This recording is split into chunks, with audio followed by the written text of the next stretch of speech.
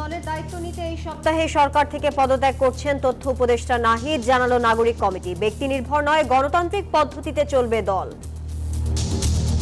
তাকে এই সপ্তাহের মধ্যে আসলে পদত্যাগ করতে হবে, এই ধরনের টাইমের ফ্রেমিং এ আমরা আসলে এই অবস্থায় আছি। এই অভ্যুত্থানে নেতৃত্ব দিয়েছে, তাদের নেতৃত্বে এই ছাত্র জনতার যে রাজনৈতিক দল সেটি আসতে যাচ্ছে। দর্শক দেখছিলেন প্রধান শিরোনামে এছাড়াও থাকছে এটাতে আমরা কি পরিমাণ অগ্রসর হলাম, কি করণীয় আমাদের, এটা একটা 1 নম্বর বিবেচ্য বিষয় আছে। আইন শৃঙ্খলা নিয়ন্ত্রণের উপর নির্ভর করছে সরকারের সফলতা ব্যর্থতা। ডিসি সম্মেলনে প্রধান উপদেষ্টা। নির্বাচন ঘিরে দায়িত্ব বাড়ছে মাঠ প্রশাসনের। তারা কিন্তু আমাদের সবচেয়ে বেশি শক্তিশালী হাতিয়ার হতে পারেন একটা সুষ্ঠু নির্বাচন যাতে হয়। দেশ পুনর্গঠনই বিএনপির একমাত্র লক্ষ্য বললেন তারেক রহমান। ফেনীতে বিএনপির সমাবেশ, অভিযোগ ভোট আয়োজনে গড়িমসি করছে সরকার।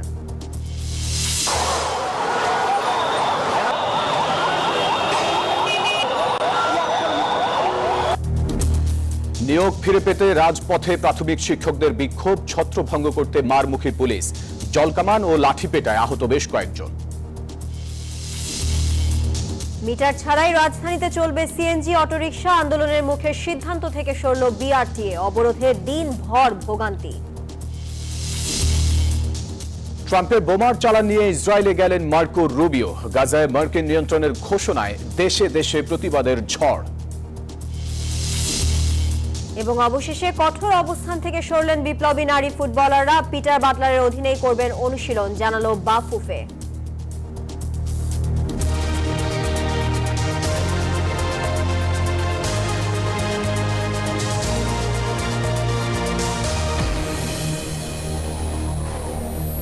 দর্শক স্বাগত নিউজ 24 সংবাদে। আর পুরো সংবাদ জুড়ে আপনাদের সাথে আছি আমরা দুজন, আমি ফয়সাল মাহমুদ এবং আমি তানিয়া হারুন। দেখছিলেন অন্যান্য শিরোনামগুলো।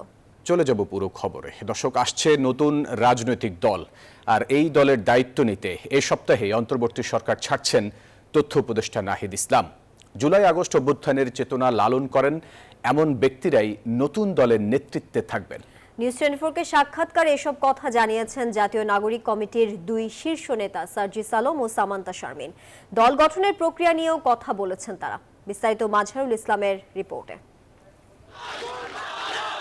দেশের রাজনীতিতে টক অব দ্য কান্ট্রি আসছে শিক্ষার্থীদের নতুন রাজনৈতিক দল। কি হবে সেই দলের নাম? কাদের হাতেই বা থাকবে নেতৃত্বের চাবিকাঠি? সব ঠিক থাকলে চলতি সপ্তাহে প্রকাশ হতে পারে নতুন এই দল। এর নাম আর প্রতীক নির্ধারণ নিয়ে চলছে তোড়জোড়। জরিপ করে বাজিয়ে দেখা হচ্ছে মতামত। শীর্ষ নেতারা বলছেন, জুলাই আগস্ট আন্দোলনের চেতনার সঙ্গে সঙ্গতি রেখেই নির্ধারিত হবে দলের নাম ও প্রতীক। এসব নিয়ে নিউজ 24-এর মুখোমুখি জাতীয় নাগরিক কমিটির মুখ্য সংগঠক সার্জিস আলম জানালেন, তাদের দল কোনো বিশেষ ব্যক্তি নির্ভর হবে না, চলবে গণতান্ত্রিক পদ্ধতিতে। এই অভ্যুত্থানে যারা সততা, দক্ষতা, বিচক্ষণতার সাথে এবং সাহসিকতার সাথে কোনো ধরনের ইন্টারনাল নেগোসিয়েশন ছাড়া সবার আগে দেশের এবং মানুষের স্বার্থকে সামনে রেখে এই অভ্যুত্থানে নেতৃত্ব দিয়েছে, তাদের নেতৃত্বে এই ছাত্র জনতার যে রাজনৈতিক দল সেটি আসতে যাচ্ছে। কাউন্সিলের মাধ্যমে একদম ডেমোক্রেটিক ওয়েতে আমাদের যে একটি পার্টি, সেই পার্টির প্রত্যেকটি পদে প্রতিনিধি সদস্যদের সরাসরি ভোটের মাধ্যমে নির্বাচিত হবে। সংগঠনের আরেক নেতা সামান্তা শারমিনের কাছে নিউজ 24 জানালেন, নতুন দলের দায়িত্ব নিতে চলতি সপ্তাহেই উপদেষ্টার পদ থেকে পদত্যাগ করতে পারেন নাহিদ ইসলাম। অভ্যুত্থানের রিপ্রেজেন্টেটিভ হিসেবে অন্তর্বর্তীকালীন সরকারে আছেন। আমাদের এক্সপেকটেশন থাকবে যে তারা নতুন এই গণঅভ্যুত্থানের দল গঠনে তারা তাদের নেতৃত্বের যে সুফল সেটা আমরা পাবো। তাকে এই সপ্তাহের মধ্যে আসলে পদত্যাগ করতে হবে, এই ধরনের টাইমের ফ্রেমিং এ আমরা আসলে এই অবস্থায় আছি। নাগরিক কমিটির শীর্ষ এই 2 নেতা জানান, আহ্বায়ক কমিটির মাধ্যমে যাত্রা শুরু করবে তাদের নতুন দল। জাতীয় নির্বাচনের আগেই হতে পারে দলের কাউন্সিল। এই অভ্যুত্থানের নেতৃত্বের জায়গায় যাদেরকে দেখেছি, আমরা যদি বলেন হাসনাত আবদুল্লাহ রয়েছে এখানে নাসিরউদ্দিন পাটোয়ারি আমাদের জাতীয় নাগরিক কমিটির আহ্বায়ক রয়েছে, সদস্য সচিব আক্তার হোসেন রয়েছে, আমি আমার জায়গা থেকে মুখ্য সংগঠক হিসেবে দায়িত্ব পালন করছি। তো আলটিমেটলি এই মানুষগুলোকে কেন্দ্র করে আমাদের একটি আহ্বায়ক কমিটি হওয়ার পরিকল্পনা করা হচ্ছে। একাধিক এবং 10 জন, 20 জন, 50 জন লিডারের মধ্য দিয়ে আসলে একটি দল পরিচালনা হোক এবং নতুনত্বের নতুন লিডারশিপ তৈরির যে প্রক্রিয়া সেইটা যাতে সবসময় চলমান থাকে। দুই নেতা জানান তাদের নতুন দলে তৃণমূল থেকে শুরু করে অভ্যুত্থানে অংশগ্রহণকারী সবারই অবদান থাকবে, গুরুত্ব পাবে সবার মতামত। সামনে আমাদের বাংলাদেশের মানুষ, সেটাই আমাদের ঐক্যবদ্ধ হওয়ার জায়গা। মাজহারুল ইসলাম, নিউজ 24, ঢাকা। আগামী নির্বাচনকে সামনে রেখে কেউ ক্ষমতার অপব্যবহারের চেষ্টা করলে দেশে আরেকটা গণবিপ্লব হবে। বিকালে নারায়ণগঞ্জের সোনারগাঁয়ে এই মন্তব্য করেছেন বৈষম্য বিরোধী ছাত্র আন্দোলনের সমন্বয়ক সার্জিস আলম। যদি এই নির্বাচনটিকে যে কোনো শক্তি, যে কোনো পক্ষ, যে কোনো গোষ্ঠী এই নির্বাচনকে সামনে রেখে বিন্দু মাত্র ক্ষমতার অপব্যবহার করার চিন্তা করে, বিন্দু মাত্র প্রভাবিত করার চেষ্টা করে যে কোনো বাংলাদেশের একটি সেন্টারে, তাহলে ওই সেন্টারটি হবে আমাদের পাল্টা আরেকটি অভ্যুত্থানের ক্ষেত্র। আইনশৃঙ্খলা পরিস্থিতি নিয়ন্ত্রণের উপর নির্ভর করছে সরকারের সাফল্য এবং ব্যর্থতা। জেলা প্রশাসক সম্মেলনে এমনটি বলেছেন প্রধান উপদেষ্টা ডক্টর মোহাম্মদ ইউনূস। সরকারি সেবায় হয়রানি কমাতে জেলা প্রশাসকদের নির্দেশ দেন তিনি। বলেন, পুলিশি তদন্ত ছাড়াই ই-পাসপোর্ট, অনলাইন ভূমি সেবা, জন্ম নিবন্ধন সহ সব সেবা জনগণের দোরগোড়ায় পৌঁছে দিতে হবে। সম্মানিত সুধী, শুরু হয়েছে 3 দিনের জেলা প্রশাসক সম্মেলন। এর উদ্বোধনী অনুষ্ঠান হয় অন্তর্বর্তী সরকারের প্রধান উপদেষ্টার কার্যালয়ে। এবার এই সম্মেলনে 1000-এর বেশি প্রস্তাবনা এসেছে ডিসি ও বিভাগীয় কমিশনারদের পক্ষ থেকে। প্রধান অতিথির বক্তব্যে প্রধান উপদেষ্টা বলেন, সরকারের সাফল্য নির্ভর করে আইন শৃঙ্খলা পরিস্থিতির উপর। তাই জনগণের জানমালের নিরাপত্তা নিশ্চিত করা সরকারের সর্বোচ্চ অগ্রাধিকার। আমরা যেহেতু এমন পরিস্থিতি এসেছি, এটা ল অ্যান্ড অর্ডার, একটা শান্তি শৃঙ্খলা বজায় একটা মস্ত বড় ইস্যু হয়ে গেল। এটাতে আমরা কি পরিমাণ অগ্রসর হলাম, কি করণীয় আমাদের, এটা একটা 1 নম্বর বিবেচ্য বিষয় আমাদের ল অ্যান্ড অর্ডার। এটা যাতে আমরা বিফল না হই, কারণ এটাতেই আমাদের সমস্ত অর্জন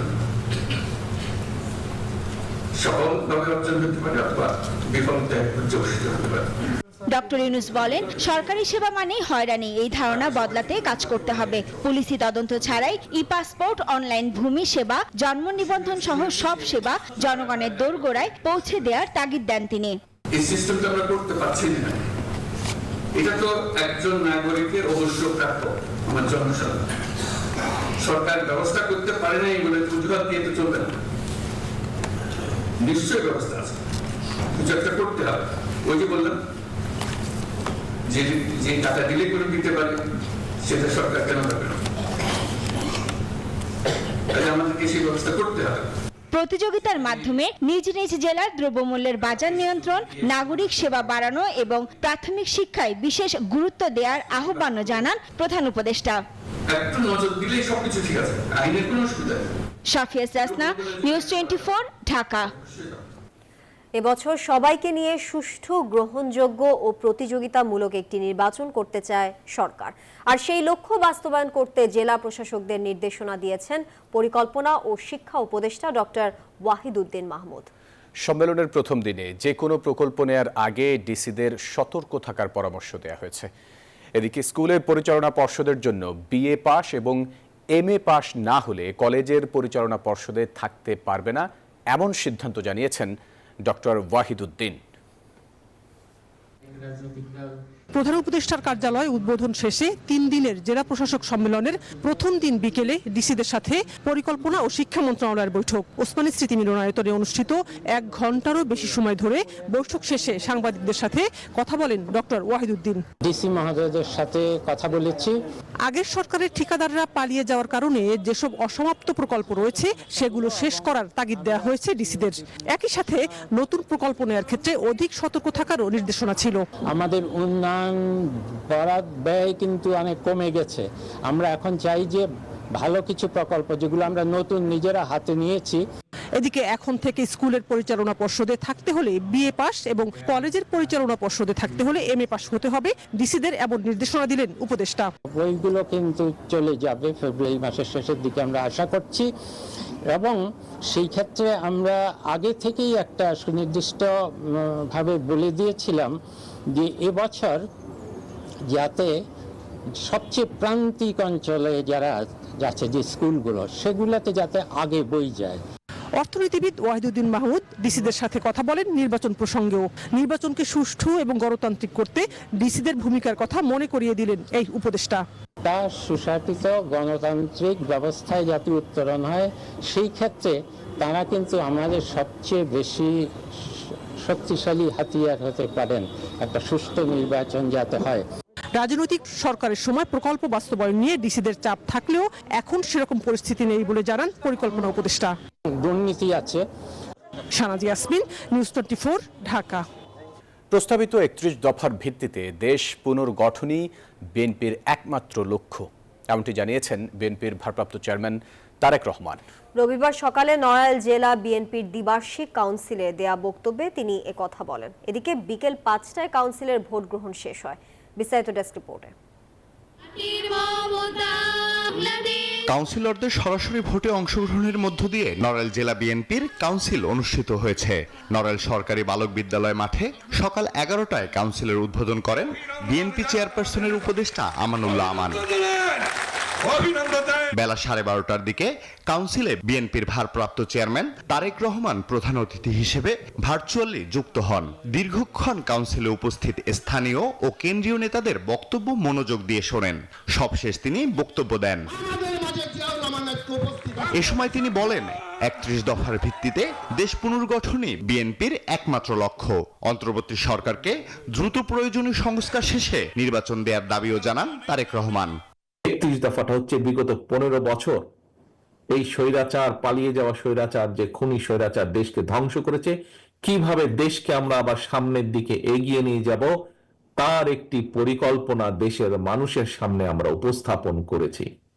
প্রিয় সহকর্মীবৃন্দ, আজকের এই সম্মেলনের মাধ্যমে আমরা যেরকম দলকে আবার পুনর্গঠিত করার নতুন উদ্যোগ নিয়েছি, ঠিক একইভাবে দেশকেও আমাদেরকে পুনর্গঠন করতে হবে। এই রাষ্ট্র কাঠামোকে আমাদের মেরামত করতে হবে। দ্বিতীয় পর্বে দুপুরের খাবারের বিরতি দিয়ে বেলা 2টা থেকে ভোট গ্রহণ শুরু হয়ে বিকেল 5টায় শেষ হয়। এই কাউন্সিলে বিএনপির জেলার মোট 7টি ইউনিটের 707 জন কাউন্সিলর নেতা নির্বাচনে সরাসরি ভোট দিচ্ছেন। জেলা কমিটির সভাপতি, সাধারণ সম্পাদক ও সাংগঠনিক সম্পাদক পদে এ ভোট হচ্ছে। Desk report, news 24। নির্বাচনমুখী সংস্কার শেষ করে অবিলম্বে জাতীয় নির্বাচনের দাবি জানিয়েছেন বিএনপির স্থায়ী কমিটির সদস্য সালাউদ্দিন আহমেদ। এ সময় স্থানীয় নির্বাচন যারা আগে চায় তারা নির্বাচন বিলম্বিত করার ষড়যন্ত্র করছে বলেও মন্তব্য করেন বিএনপির এই নেতা। ফেনী জেলা বিএনপির সমাবেশে এসব কথা বলেন তিনি। হাসিনা সরকার পতনের পর ফেনীর মিজান ময়দানে বিএনপির এই সমাবেশ। দুপুরের পর থেকেই স্থানীয় নেতাকর্মীদের উপস্থিতিতে মুখর হয় এই ময়দান। দীর্ঘদিন পর এমন সমাবেশে উপস্থিত হয়ে স্বৈরাচার পতনের স্বস্তি প্রকাশ করেন কর্মী সমর্থকরা। দাবি জানান দ্রুত নির্বাচনের। আজ 16 বছর পর মিজান ময়দানে বিএনপি মহাসমাবেশ হচ্ছে।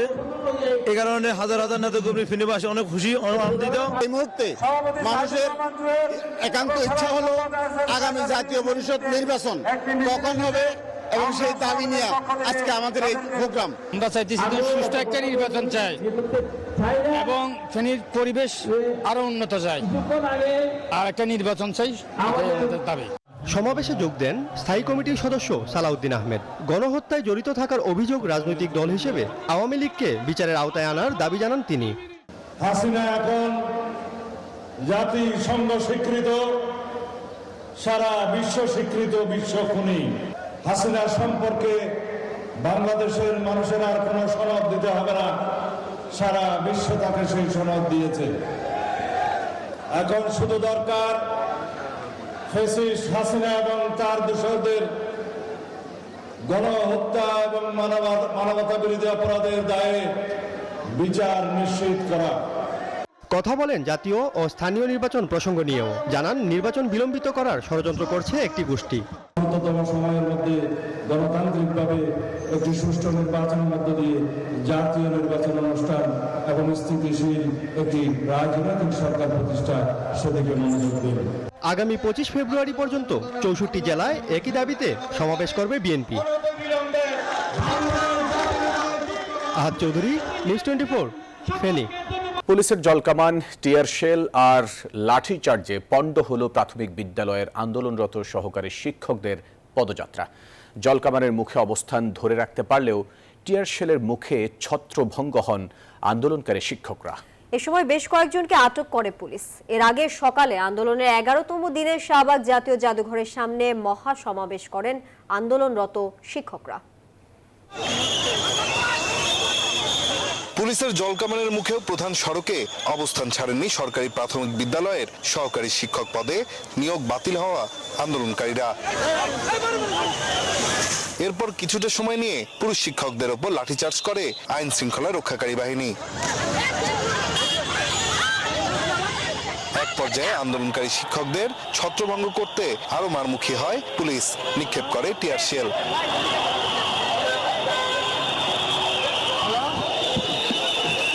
শাহবাগের সমাবেশ থেকে সচিবালয়ের দিকে পদযাত্রা শুরু করেন আন্দোলনকারীরা। দোয়েল চত্বর হয়ে হাইকোর্ট ও শিক্ষা ভবনের সামনে এলে তাদের আটকে দেয় পুলিশ। আমার জীবন বাঁচানোর লড়াই এটা। 32 বছর পড়াশোনা করে চাকরির শেষ জীবনে এসে যা অর্জন করেছি সব চলে যাচ্ছে বৃথা। আমাদের অনেকেরই বয়স শেষ, এই চাকরিটা আঁকড়ে ধরে বাঁচতে চেয়েছিলাম, আমাদের নিয়োগ বাতিল করে দেওয়া হয়। আমরা এর সুষ্ঠু সমাধান চাই। এ সময় আটক করা হয় বেশ কয়েকজনকে। আজকে তারা ওখান থেকে যখন বের হয়, এই বের হওয়ার সময় বললো যে আমরা প্রেস ক্লাবে শান্তিপূর্ণ অবস্থান করবো। আমরা বলছি ঠিক আছে, ভেরি গুড, প্রেস ক্লাবে গিয়ে শান্তিপূর্ণ অবস্থান করেন। কিন্তু এখানে দেখলেন তারা এখান থেকে আবার ওই প্রেস ক্লাবে যেতে চায়। এটা গত 2 সপ্তাহে তারা এই অসংখ্যবার এই কাজটা করতেছে। এটা আমরা তাদের কাছে আমারই কাছে মনে হয়েছে আমি অসহায় হয়ে গেছি। বারবার কথা দিচ্ছে শান্তিপূর্ণ আন্দোলন করবে, কিন্তু তারা শান্তিপূর্ণ থাকতেছে না। এর আগে সকাল 10টা থেকে শাহবাগ জাদুঘরের সামনে অবস্থান নিয়ে মহাসমাবেশ করেন পদের জন্য সুপারিশপ্রাপ্ত শিক্ষকরা। হাইকোর্টের আদেশে নিয়োগ স্থগিত হওয়াকে প্রহসন বলে দাবি করে চাকরি ফেরত চান। এটা দুঃখের বিষয়, জাতির জন্য লজ্জার বিষয় যে আজকে আমরা শিক্ষক 11 দিন যাবত মাঠে পড়ে আছি। হাইকোর্ট আমাদেরকে যে রায় দিয়েছে এই রায়ের প্রতি আমরা সম্পূর্ণ অসন্তুষ্ট। অবৈধ রায় এটা বাতিল করে সরকার আমাদের নিয়োগ দিক, এটা আমাদের দাবি। দাবি না মানা পর্যন্ত আন্দোলন চালিয়ে যাবার ঘোষণা দেন আন্দোলনরত শিক্ষকরা। নাইম আল চিকো, নিউজ 24, ঢাকা। বান্দরবানের লামায় আবারও 12 জন রাবার শ্রমিককে অপহরণ করেছে সন্ত্রাসীরা। পুলিশ ও স্থানীয়রা জানায়, শনিবার রাতে লামা উপজেলার ফাঁসিয়াখালী ইউনিয়নের মুরুংঝিরি পাড়া থেকে 12 জন রাবার শ্রমিককে অস্ত্রের মুখে অপহরণ করে সন্ত্রাসীরা। খবর পেয়ে পুলিশ, বিজিবি ও সেনাবাহিনীর সদস্যরা তাদের উদ্ধারে অভিযান শুরু করে। তবে অপহৃতদের মুক্তিপণের বিষয়ে এখনো কোনো খবর পাওয়া যায়নি। পুলিশের প্রাথমিক ধারণা, উপজাতীয় সশস্ত্র গোষ্ঠী তাদেরকে অপহরণ করেছে।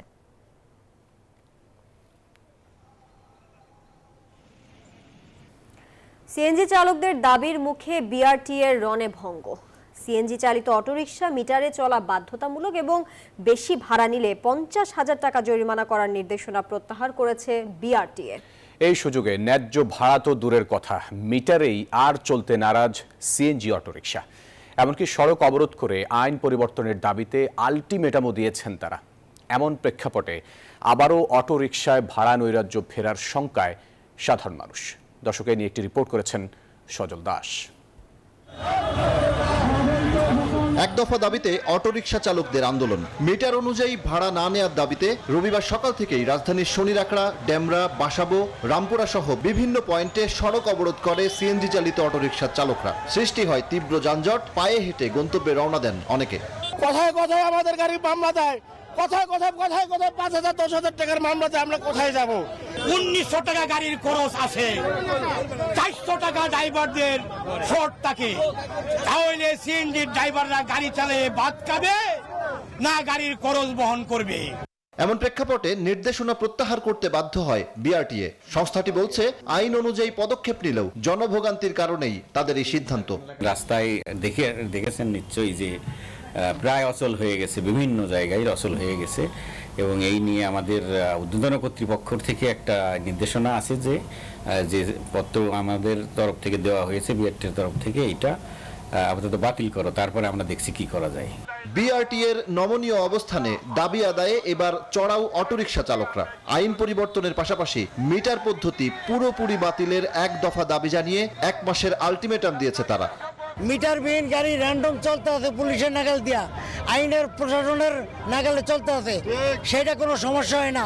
কিন্তু মিটারে, মেট্রোতে যে মিটারের গাড়িগুলো চলে এই মিটারে 20 টাকা দুই যাত্রীতে বেশি নাই, তাহলে তার 5,000 সাথে 10,000 টাকার মর্ম নেই। অটোরিকশায় বাড়তি ভাড়ার অভিযোগ নতুন নয়, তারপরও আইনের কঠোরতায় কিছুটা হলেও নিয়ন্ত্রণে ছিল এই যানবাহনের চালকরা। কিন্তু বিআরটি এর এমন অবস্থান এই যানবাহন ব্যবহারে নতুন করে নৈরাজ্য তৈরি করবে বলে দাবি সাধারণ নগরবাসীর। সিদ্ধান্তটা হুট করে সম্পূর্ণটা বন্ধ করে দেওয়াটা ঠিক হয় না, তাই এরা তো যেভাবে ইচ্ছা সেভাবে যাত্রীদেরকে নিবে। মতিঝিল যাবো, ভাড়া কত 600 টাকা, ওটা তো মিটার করে না, তো মিটার করলে তো আমাদের লাভ হয়, ওরা তো এটা আমাদের দিবে না, ওরা ওদেরটা বোঝে।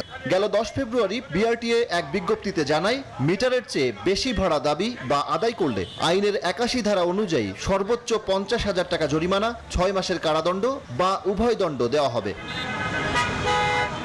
সজল দাস, নিউজ 24, ঢাকা। জাগোবাহে তিস্তা বাঁচাই, আগামীকাল শুরু হচ্ছে তিস্তা মহাপরিকল্পনা বাস্তবায়নের দাবিতে 48 ঘন্টার কর্মসূচি। সোমবার দুপুর 2টার দিকে লালমনিরহাটের তিস্তা রেলওয়ে সেতু সংলগ্ন চরে এই কর্মসূচি শুরু হবে, শেষ হবে মঙ্গলবার। রেজাউল করিম মানিকের প্রতিবেদনে থাকছে বিস্তারিত। বাংলাদেশের উত্তরের জনপদের জীবনরেখা তিস্তা, এর উপর নির্ভরশীল কোটি মানুষ, কিন্তু ভারত একতরফা পানি প্রত্যাহার করায় মরতে বসেছে নদীটি। উচ্ছল তিস্তার অনেকাংশ এখন হাঁটুপানিতে সীমাবদ্ধ। রাজনৈতিক প্রেক্ষাপট, সরকার, নেতা, বদলে গেছে অনেক কিছুই, কেবল বদলায়নি তিস্তাপাড়ের মানুষের ভাগ্য। বর্ষায় অল্প পানিতে বন্যা, নদী ভাঙ্গনে নিঃস্ব হওয়া, আবার খরার কালে পানি না থাকায় ব্যাহত হয় চাষাবাদ। তিস্তাপাড়ের লাখ লাখ কৃষক পরিবারের হাহাকার যেন দূর হওয়ার নয়। 48 ঘন্টা কর্মসূচি আগামীকাল থেকে ইনশাল্লাহ আমরা সফল করব। এই লক্ষ্যে প্রায় লক্ষাধিক লোকের এখানে ঊর্ধ্বে লোকের সমাগম ঘটবে। তিস্তা মহাপরিকল্পনা বাস্তবায়নের দাবি আমরা আদায় করেই ছাড়বো ইনশাআল্লাহ। আমরা এই ন্যায্য হিস্যার দাবিতে এই এলাকার মানুষ সবাই আজকে বেরিয়ে পড়ছি এই দাবি আদায়ের লক্ষ্যে। এসব সর্বশান্ত মানুষের দীর্ঘদিনের আর্তনাদ ঘোচাতে আন্দোলন করে আসছে তিস্তা নদী রক্ষা আন্দোলন, তিস্তা বাঁচাও নদী বাঁচাও সংগ্রাম পরিষদ সহ একাধিক সংগঠন। এবার শুরু হচ্ছে জাগোবাহে তিস্তা বাঁচাই কর্মসূচি। চলবে লালমনিরহাট, গাইবান্ধা, কুড়িগ্রাম, রংপুর, নীলফামারী এই 5 জেলায়। কাউনিয়া সেতু, মহিপুর সেতু এবং তিস্তা ব্যারেজ সহ 11 পয়েন্টে তাঁবু খাটিয়ে আওয়াজ উঠবে সমবেত কণ্ঠে। হাজারো জনতা এখানে জনতার সমাবেশে অংশগ্রহণ আগ্রহ প্রকাশ করেছে। প্রস্তুতি প্রায় আমাদের শেষ হয়েছে। আমরা আশা করতেছি আগামীকাল সময় মতো আমরা এই কর্মসূচি উদ্বোধন করতে সক্ষম হব। তিস্তাপাড়ের বাসিন্দারা চান দ্রুত মহাপরিকল্পনা বাস্তবায়ন হোক, আবারও ঘুরিয়ে দেওয়া হোক এই অঞ্চলের কোটি মানুষের ভাগ্যের চাকা। জাগোবাহে তিস্তা বাঁচাই কর্মসূচিতে টনক নড়বে আন্তর্জাতিক মহলের, এমন আশা তাদের। রেজাউল করিম মানিক, নিউজ 24, রংপুর। বিএসএফ এর বাধার মুখে বন্ধ হয়ে গেছে দিনাজপুরের হিলি সীমান্তের রেল লাইনের ব্রিজ সংস্কার কাজ। এই ঘটনায় শনিবার কোম্পানি কমান্ডার পর্যায়ে বিজিবি বিএসএফ বৈঠক হলেও কোনো সিদ্ধান্ত ছাড়াই বৈঠকটি শেষ হয়। বিএসএফ কর্তৃপক্ষ জানায় বিষয়টি নিয়ে উচ্চ পর্যায়ে কথা বলে সিদ্ধান্ত নেওয়া হবে। হিলি রেল কর্তৃপক্ষ জানিয়েছে বিজিবির নির্দেশনা অনুযায়ী শনিবার রেল কর্তৃপক্ষ কাজ শুরু করলে বিএসএফ সদস্যরা বাধা দেয়। বর্তমানে ব্রিজের সংস্কার কাজ বন্ধ রয়েছে।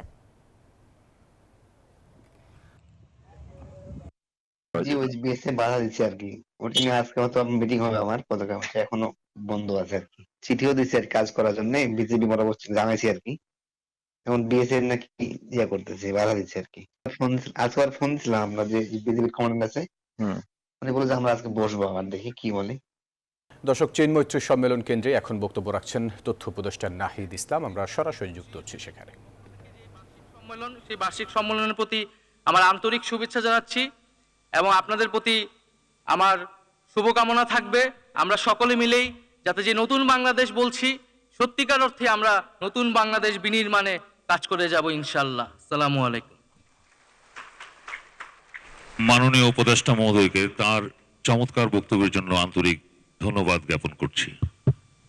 সুধীবৃন্দ, এ পর্যায়ে বিশেষ দর্শক, বক্তব্য রাখছিলেন তথ্য উপদেষ্টা নাহিদ ইসলাম। আমরা যুক্ত ছিলাম সেখানে, যাচ্ছি পরবর্তী প্রসঙ্গে।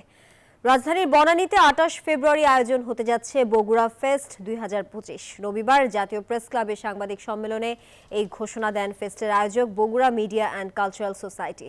এ সময় বগুড়া ফেস্ট 2025-এর আহ্বায়ক আতিকুর রহমান রুমন ও সদস্য সচিব জুলফিকার হুসাইন সোহাগ সহ সংগঠনের নেতারা উপস্থিত ছিলেন। আয়োজকরা জানান, ঢাকাস্থ বগুড়ার সাংবাদিক, সাহিত্যিক, শিল্পীদের নিয়ে গঠিত এই সংগঠন প্রথমবারের মতো এই ফেস্ট আয়োজন করতে যাচ্ছে। ফেস্টে বিভিন্ন প্রদর্শনী, সাংস্কৃতিক অনুষ্ঠান, গুণীজন সংবর্ধনা, আলুঘাটি ও দই উৎসব সহ নানা লোকজ আয়োজনে সমৃদ্ধ থাকবে বলে আয়োজকরা জানান। বাংলাদেশের যে কোনো মানুষ যারা বগুড়া সম্বন্ধে জানতে চায়, বগুড়া পর্যটন সম্বন্ধে জানতে চায়, বগুড়ার মানুষ সম্বন্ধে জানতে চায়, বগুড়ার সংস্কৃতি সম্বন্ধে জানতে চায়, এরকম যে কোনো মানুষই এখানে অংশগ্রহণ করতে পারবে। বগুড়ার সাংবাদিক, সাংস্কৃতিক ব্যক্তিত্ব, শিল্পী যারা আছে তাদের চিকিৎসা এবং অন্যান্য সহায়তা দেওয়ার জন্য চেষ্টা করব। এবার অর্থ বাণিজ্য সংবাদ।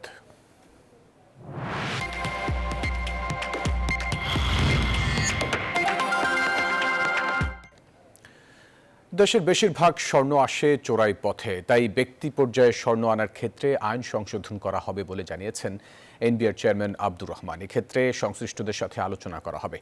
দুপুরে রাজধানীর আগারগাঁওয়ে এনবিআর ভবনের স্বর্ণ ব্যবসায়ীদের সাথে এক মত বিনিময় সভায় তিনি এসব কথা বলেন। অবৈধ পথে স্বর্ণ আসায় রাজস্ব হারাচ্ছে দেশ, ক্ষতিগ্রস্ত হচ্ছেন ব্যবসায়ীরা। এই সময় বাংলাদেশ জুয়েলারি অ্যাসোসিয়েশন বাজুস নেতারা ভোক্তা পর্যায়ে ভ্যাটের পরিমাণ 5 থেকে 3% করার প্রস্তাব করেন। এ বিষয়ে এনবিআর চেয়ারম্যান জানান, ভ্যাটের আওতা বাড়াতে প্রয়োজনে রেট আরও কমানো হবে। এ সময় সাংবাদিকদের এক প্রশ্নের জবাবে তিনি জানান, রিটার্ন জমাদানের সময় আর বাড়ানো হবে না।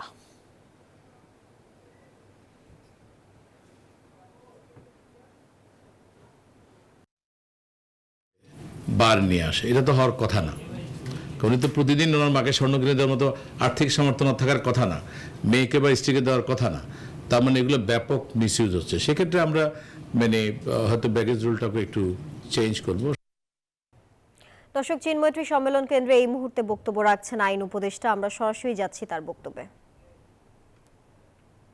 উত্থানকালে আপনারা অল্প কিছু ফুটেজ দেখেছেন, এর চেয়ে অনেক নির্মম ঘটনা ঘটেছে, এর চেয়ে অনেক করুণ ঘটনা ঘটেছে, এর চেয়ে অনেক অনেক বড় বড় স্যাক্রিফাইসের ঘটনা ঘটেছে। আমরা যখন এখনো আহত ছাত্রদের কাছে যাই আর কি, স্থির থাকতে পারি না যে কত বড় নির্মম, কত বড় ভয়ানক, কত ভয়ঙ্কর একটা রেজিমকে এই ছাত্ররা জীবনের মায়া ত্যাগ করে, সত্যিকার অর্থে জীবনের মায়া ত্যাগ করে। আপনারা একটু আগে আসিফের ফুটেজ দেখলেন যে রেডি আছে, ওই ফুটেজে শেষ অংশে একটা কথা ছিল যে আমাদের যারা আন্দোলনের সামনে আছি, আমাদের সবাইকে মেরে ফেলতে পারে, কিন্তু আপনারা আন্দোলন থেকে সরে আসবেন না। নারীদের একটা ফুটেজ আছে যেটা আমরা দেখি নাই কখনো, রেকর্ড করে রাখা ছিল, 5 তারিখে সে রেকর্ড করেছিল আগের রাতে, যে আমি যদি মরেও যাই আপনারা আন্দোলন অব্যাহত রাখবেন। এমন তারা রেডি ছিল জীবন দেওয়ার জন্য, অনেকে দিয়েছিল। তা আমরা যেন সবাই কেউ কাউকে দোষারোপ করার চেয়ে সবচেয়ে বড় ইম্পর্টেন্ট ব্যাপার হচ্ছে এত বড় স্যাক্রিফাইসের মধ্যে দিয়ে যেই সময়টা, যেই সুযোগটা তারা আমাদের সামনে হাজির করেছে, সেটা যেন আমরা সবাই খুব প্রপারলি ইউটিলাইজ করি। সেটা করার ক্ষেত্রে আপনাদেরকে অনেক বড় ভূমিকা রাখার অবকাশ রয়েছে। জেলা প্রশাসক যারা আছেন তারা সরকারের কর্মপরিকল্পনা প্রণয়ন এবং বাস্তবায়নের ক্ষেত্রে অনেক বড় ভূমিকা রাখেন। অ্যাডমিনিস্ট্রেটিভ সার্ভিসে যারা আছেন, জেলা প্রশাসকের নিচেও যারা আছেন, তারাও সেই কাজের একটা অবিচ্ছেদ্য অংশ হিসেবে কাজ করেন। আপনারা জানেন যে আজকে ছাত্রদের দর্শক, বক্তব্য রাখছিলেন আইন উপদেষ্টা। আমরা সরাসরি যুক্ত ছিলাম সেখানে। দর্শক, এই ছিল সংবাদে। এতক্ষণ সাথে থাকার জন্য ধন্যবাদ সবাইকে।